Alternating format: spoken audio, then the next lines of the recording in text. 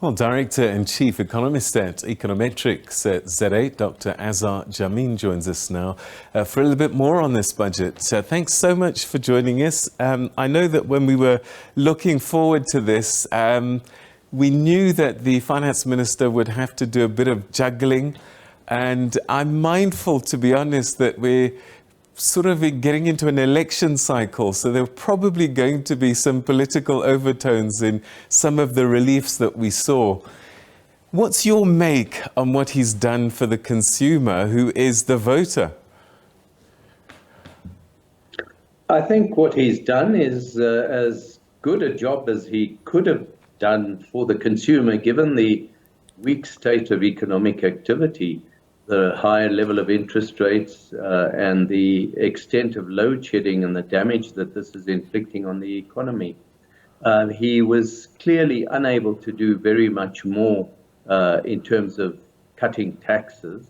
But, the consumers are struggling with high food prices, and the concessions that he's given in terms of not increasing the fuel levy and the diesel levy rebate is going to help to alleviate at the margin a little bit of the increase in food prices.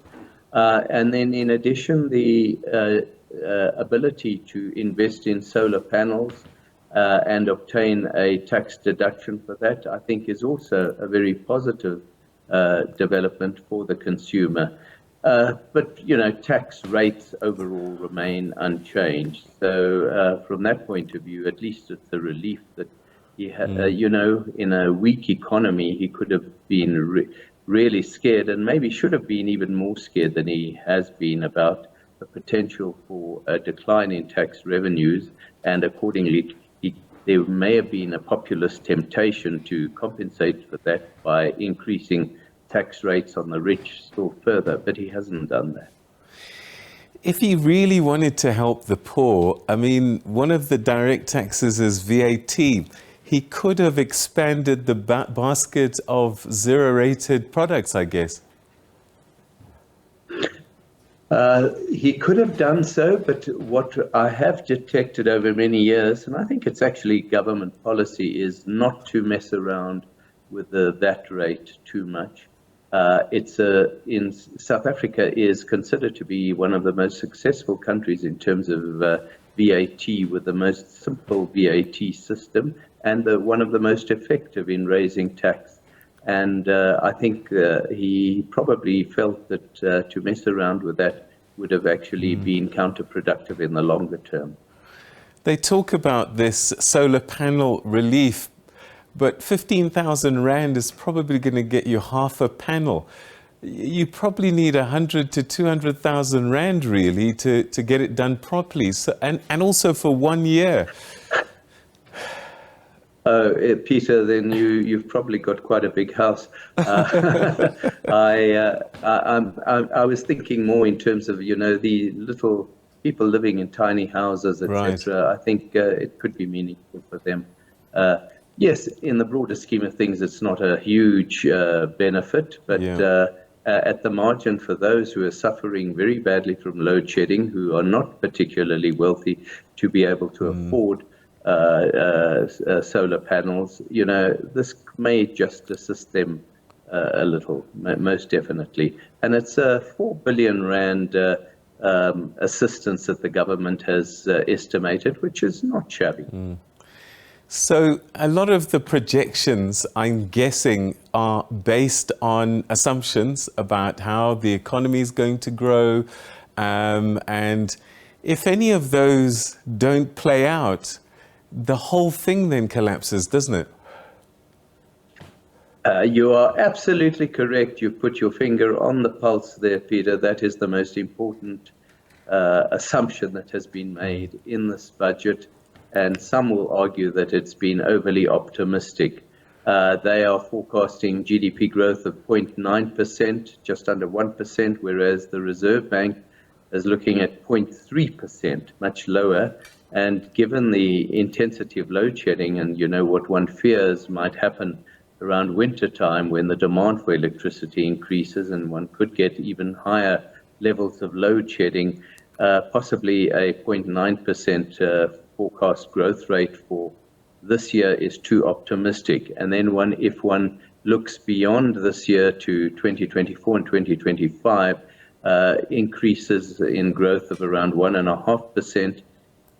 If you look at the breakdown, it's largely based on the assumption that some of the capital investment projects that have been mooted for many years, but are also incorporated in this latest budget, start taking off a little, and you see a bit of an increase in fixed capital formation.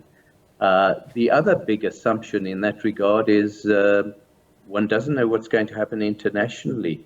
If you have a severe economic downturn overseas as a result of the rise in interest rates that is taking place, you could have a fairly sharp downturn in commodity prices, and then that wonderful revenue overrun that we have had a bonanza of in the last 2 years, and which has saved the day in many ways for the fiscus, would fall away. Those are the dangers, the risks that exist.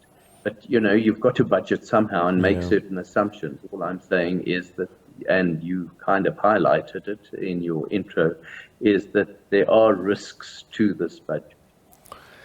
And this is, of course, as well, if he can convince Labour, the public sector Labour, that what they're offering, that's it. If they can't get that across the line... You're absolutely correct. And if you look at the projections made for public sector remuneration for the next 3 years, they're in the region of 3.5% per year, which is somewhat less than inflation forecasts, and is even less than what is being negotiated currently with public sector unions, which is for an increase of 4.7% this year, and inflation-related increases for the next 2 years. And the difference between the two, according to my estimates, is about 25 billion rand per year extra that he might have to outlay. Now, that is a substantial amount of money, but, in the interests of avoiding social unrest, it might be worth the sacrifice eventually. But that's not incorporated into this budget. But you're so right. That is another one of the risks to this budget. All right. I mean, coming back to ordinary citizens, are we better off as a result of this budget or not? No, we're marginally better off. I think it depends on the particular individual and how much if he's likely to invest in solar energy or not. But overall, the individual should be neither better off nor worse off. I would say, on balance, more on the slightly better off side if the government manages to start spending the money on infrastructural development that it has vowed to do, because there are massive knock-on benefits that could accrue from that. That is actually the potential huge game changer.